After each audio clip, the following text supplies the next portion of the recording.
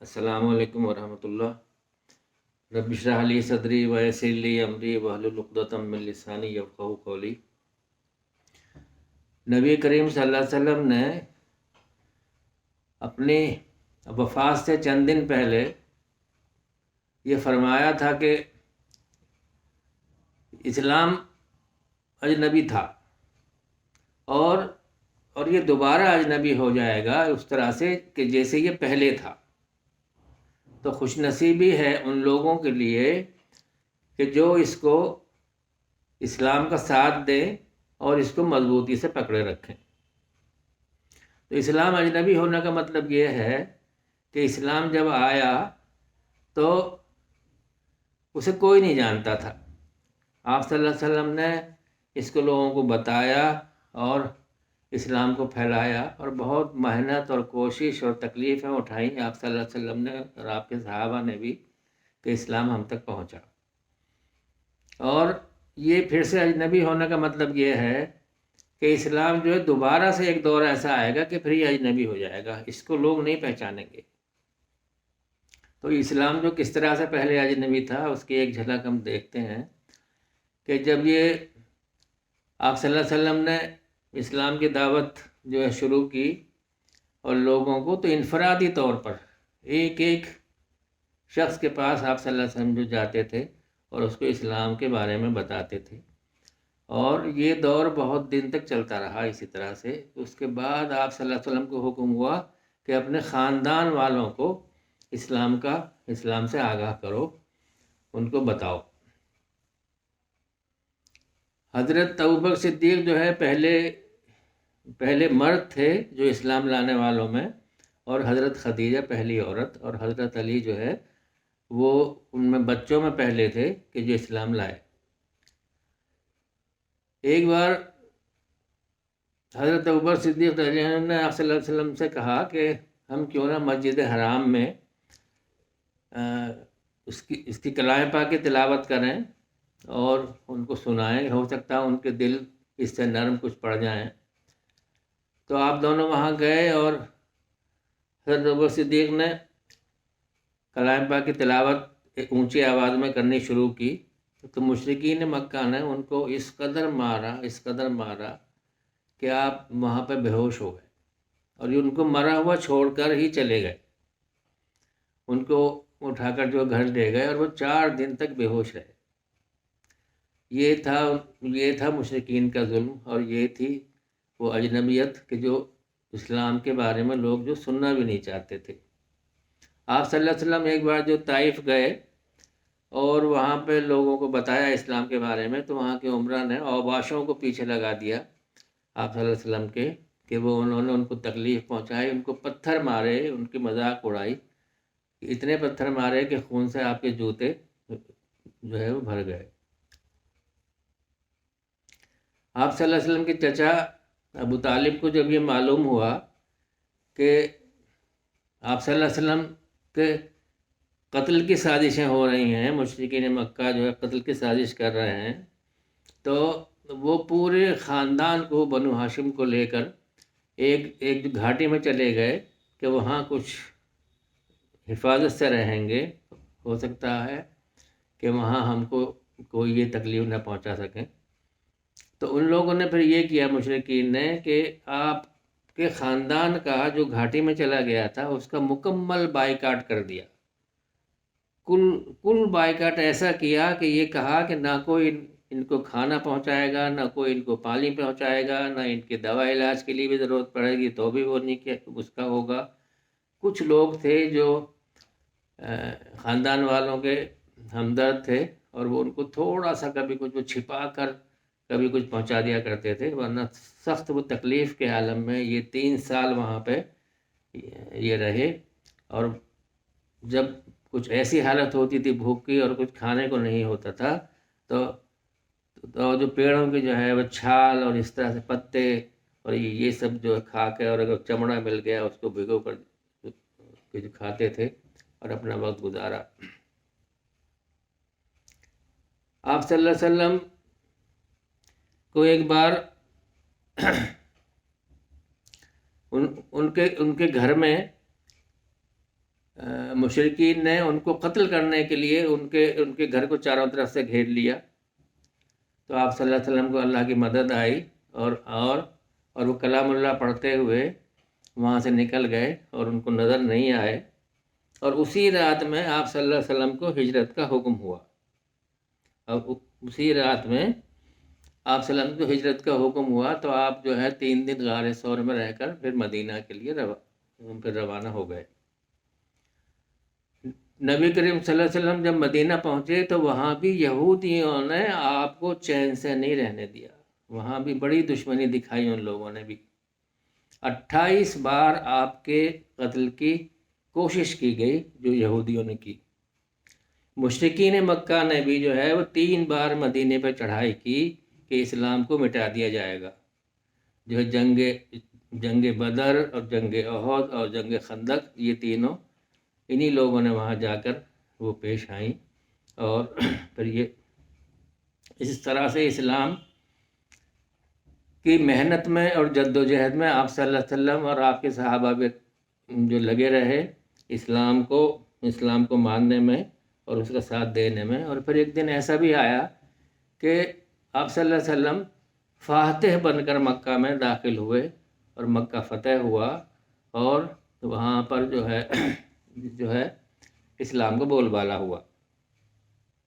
تو یہ تھا کل اسلام کہ کس طرح سے اجنبیت کے دور سے لے کر اسلام جو فتح ہو گیا تھا۔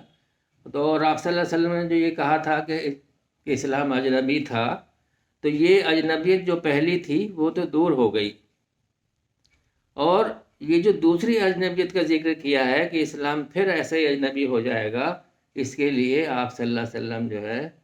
فکر کیا کرتے تھے۔ اس کے لیے آپ صلی اللہ علیہ وسلم یہ سوچتے تھے کہ وہ دور کیسا ہوگا کہ جب اسلام دوبارہ سے اجنبی ہو جائے گا۔ آپ صلی اللہ علیہ وسلم نے اپنے صحابہ کو اکٹھا کر کے ایک حدیث بیان کی، بہت جو طویل حدیث ہے، اور یہ بھی آپ صلی اللہ علیہ وسلم نے انتقال سے کچھ دن پہلے وفات کے اپنے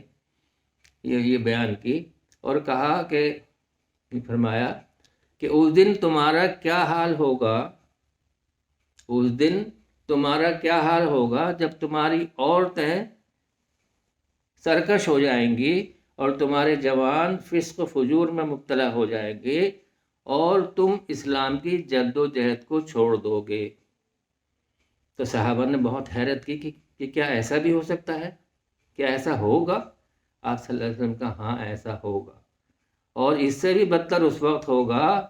کہ جب تم امر بالمعروف اور نہی عن المنکر کو چھوڑ دو گے، یعنی کہ لوگوں کو بھلائی کی طرف بلانا اور برائی سے روکنا جب تم جو چھوڑ دو گے، یہ اس وقت ہوگا۔ تو صحابہ نے پھر کہا کہ کیا ایسا بھی ہو سکتا ہے، ایسا بھی ہوگا؟ آپ نے کہا ہاں ایسا بھی ہوگا، اور اس سے بھی بدتر ہوگا، اور وہ اس وقت ہوگا کہ جب تم جو معروف کو منکر اور منکر کو معروف سمجھنے لگو گے۔ اس کا مطلب یہ ہوا کہ جو تمہارے پیمانے بدل جائیں گے، اور تم جو ہے اچھائی کو برائی سمجھو گے اور برائی کو اچھائی، تم جو نیکی کو بدی سمجھو گے اور جو بدی کو جو ہے وہ تم اس کو بھلائی سمجھو گے۔ تو پھر صحابہ نے حیرت کا اظہار کیا اور کہا کہ کیا ایسا بھی ہوگا؟ آپ صلی اللہ علیہ وسلم نے کہا ہاں ایسا بھی ہوگا، اور اس سے بھی زیادہ بدتر اس وقت ہوگا کہ جب تم منکر کی دعوت دو گے اور معروف سے روکو گے، یعنی تم جو ہے برائی کی دعوت دیا کرو گے لوگوں کو اور بھلائی سے لوگوں کو روکو گے۔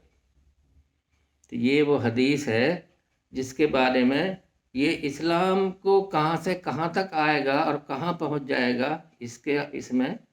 یہ تذکرہ ہے۔ آج بالکل وہی حالات ہیں کہ برائی کی دعوت دی جاتی ہے اور بھلائی سے روکا جاتا ہے۔ ہم نے اپنے اعمال ایسے بنا لیے، ہم نے اسلام کو اپنے حساب سے اس کو ماننے لگے، ہم جتنا مان سکتے ہیں اتنا مان لیا، اور جتنے ہماری بس کی نہیں ہے اس کو چھوڑ دیا۔ ہمیں جن چیزوں میں فائدہ لگتا ہے ان چیزوں کو مان لیا اور جن چیزوں میں نقصان معلوم ہوتا ہے ان کو چھوڑ دیا۔ تو اسلام یہ تو نہیں ہے، اسلام تو پورے کا پورا ایک پیکیج ہے، یہ پورے کے پورا کرنا ہے، کوئی بھی چیز کو چھوڑنے کا مطلب یہ ہے۔ ایک حدیث ہے، آپ صلی اللہ علیہ وسلم نے ارشاد فرمایا کہ جب کوئی بندہ گناہ کرتا ہے، کوئی شخص، تو اسلام اس کے دل سے نکل جاتا ہے۔ اگر وہ توبہ کر لیتا ہے تو ایمان واپس آ جاتا ہے، اور اگر توبہ نہیں کرتا تو اس کا ایمان جو چلا جاتا ہے۔ اس کا مطلب کوئی بھی گنہگار شخص جب وہ گناہ کرتا ہے تو اس کا ایمان اس کے دل سے نکل جاتا ہے، اور جو مستقل گناہوں میں ملوث ہوں ان کے ایمان کے بارے میں پھر ہم کیا سوچیں کہ کیسا ایمان ہے وہ، اور کیسی مضبوط ہے وہ ایمان ان کے دلوں میں کہ ان کو گناہوں سے نہیں روک پا رہا ہے، اور مستقل انسان گناہ میں ملوث ہے۔ تو اب ہمیں یہ سوچنا ہے کہ اب ہمیں جو ہے وہ کیا کرنا ہے۔ اب ہمیں یہ سوچنا ہے کہ آپ صلی اللہ علیہ وسلم نے اور آپ کے صحابہ نے جس دین کو ہم تک پہنچایا تھا، ہم اس کے کیا اسی طرح سے ماننے والے ہیں، اسی طرح سے ہم اس کو مان رہے ہیں کہ جو اس کا حق ہے؟ کیا ہم اللہ تعالیٰ کے سامنے پیش ہونے کا جو ہمارا ایمان ہے، کیا وہ پورا پکا ایمان ہے کہ ہم اللہ کے سامنے پیش ہوں گے اور ہمارا حساب لیا جائے گا؟ اور اگر حساب لیا جائے گا تو ہم کس اعمال میں جی رہے ہیں؟ آپ صلی اللہ علیہ وسلم سے جب قیامت کے دن آپ شفاعت اگر ہماری کیا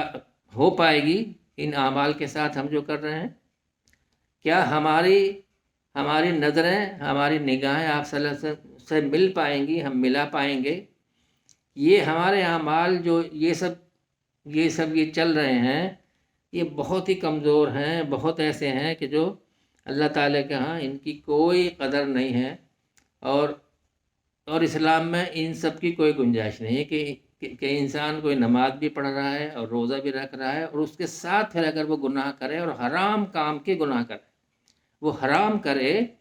تو وہ کیسی نماز ہے اور وہ کیسا روزہ ہے کہ جس کو وہ گناہوں سے نہیں روک پا رہی ہے؟ تو یہ بہت غور کرنے کی بات ہے۔ اب یہ رمضان کا مہینہ ہے تو ہم اس میں یہ عہد کریں اور ہم یہ پورے اپنے سچے دل سے ہم یہ چاہیں کہ ہم اپنے خاندان میں، اپنی فیملی میں، اپنے گھر میں اسلام کی حکومت کریں گے، کہ ہمارے گھر پہ اسلام کی حکومت ہوگی، اسلامی قانون مانا جائے گا ہمارے گھر میں، ہمارے گھر میں قرآن کی آواز گونجے گی، اور اس کے جو اصول ہیں، اس کے جو قاعدے ہیں، جو اسلام کے قاعدے ہمیں کلام پاک میں بتائے گئے ہیں، انہی کو نافذ کریں گے ہم اپنے گھر میں۔ اور اگر یہ نہیں ہوا تو پھر ہم بہت خسارے والے لوگوں میں ہوں گے۔ ہم کیا جواب دیں گے؟ ہم اللہ تعالیٰ کے ہاں جب ہم سے سوال کیا جائے گا ان نعمتوں کا جو ہمیں اللہ تعالیٰ نے دنیا میں دے رکھی ہیں، اور آپ صلی اللہ علیہ وسلم جب حوض کوثر پہ ہوں گے اور وہ سب کو وہاں پہ وہ شفاعت بھی کریں گے، تو ہم یہ ہر شخص اپنے اعمال کو خوب اچھی طرح سے جانتا ہے، تو وہ یہ سوچ لے، یہ سمجھ لے کہ کیا ہم اس قابل ہیں کہ ہماری شفاعت کی جا سکے گی۔ ہمیں اپنے اعمال کو بدلنے کی ضرورت ہے، ہمیں اسلام کو سمجھنے کی ضرورت ہے، ہمیں اپنا دل ٹٹولنے کی ضرورت ہے پورا اندر سے، کیونکہ ایمان جو ہے دل میں رہتا ہے۔ اگر ہمارے دل میں ایمان اس طرح سے نہیں ہے تو ہم یہ کوشش کریں، اب رمضان کے مہینے میں اگر ہم بھوک پیاس کو برداشت کر سکتے ہیں اور اللہ کے اس حکم کو مان سکتے ہیں، تو ہم یہ کوشش کریں کہ دوسرے گناہ جو ہیں ہم ان کو بھی چھوڑ دیں، اور ہم پورے کے پورے اسلام میں داخل ہو جائیں۔ اللہ تعالیٰ ہمارے پر رحم کرے اور ہماری اس سلسلے میں مدد کرے۔ اور رمضان اللہ تعالیٰ نے اسی لیے دیا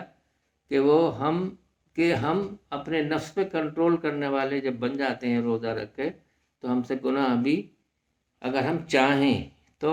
وہ ہم سے چھوٹ جاتے ہیں۔ اللہ تعالیٰ ہمیں ایمان کی طاقت دے اور قوت دے، اور ہمیں ان لوگوں میں شامل کرے کہ جو ایمان کا ساتھ دینے والے اور ایمان کے دامن کو پکڑنے والے ہوتے ہیں۔ آمین یا رب العالمین۔